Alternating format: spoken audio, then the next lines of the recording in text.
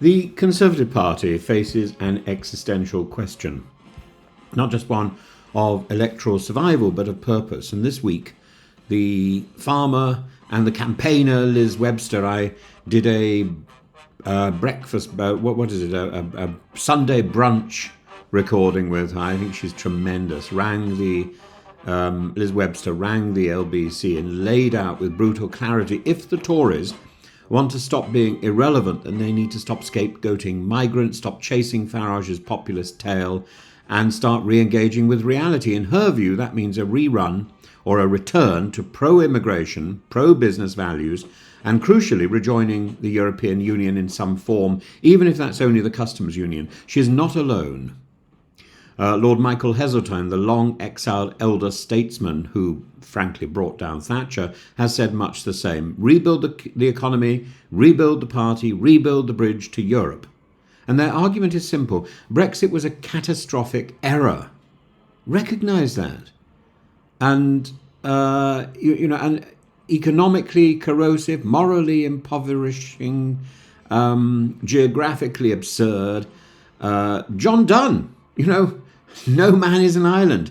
Far from taking back control, we have surrendered control of our borders, our economy, and our diplomatic coherence. And the immigration hysteria that has followed, it was not just wrong, it was dishonest.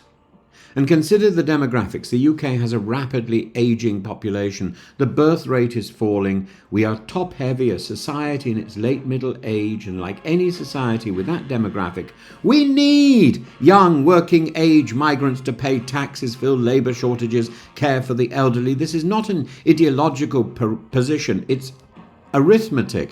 And Liz is brilliant when she points out, it's simpler than actually raising children of your own. You don't have to educate them. You don't have to nappy train them, potty train them. You get them fully grown, coming into our country, wanting to work, wanting to help, wanting to contribute. What is so wrong with that? And it's backed up by fact. NHS staffing gaps, care sector collapse, labour shortages in food production and logistics, all exacerbated by the post-Brexit migration fools. Yes, the EU was not ideal. I still rail against George Eustace's ridiculous thing about curtailing the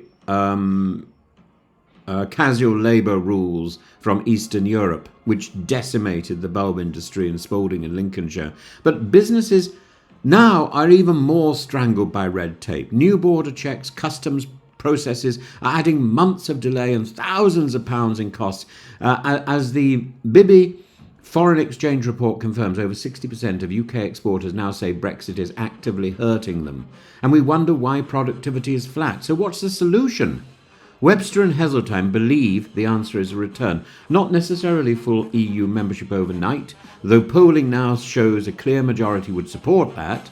But at least the customs union and the single market, that would cut red tape. That would restore frictionless trade and offer a message to our youth. You are not locked out of the continent. It would also allow Britain to face a second Trump presidency with allies, not just with slogans. But can the Tories do this? Not with the current front bench. As Webster points out, the party has spent the last decade purging sensible centrists, Rory Stewart, David Gauke, Philip Hammond, and replacing them with culture warriors, Brexit evangelists, and twits who don't do the work, who are unbelievably lazy. And indeed, the Conservative Party is run by some of those now. The Conservative Party, once the party of business and pragmatism and hard work, has become an echo chamber for nostalgic reactionaries and economic fantasies who can't be bothered to put in a decent day's work. Kemi Badenoch, Suella Braverman are not going to lead the country back into Europe. They're too busy trying to out-Trump each other on who can deport more people faster.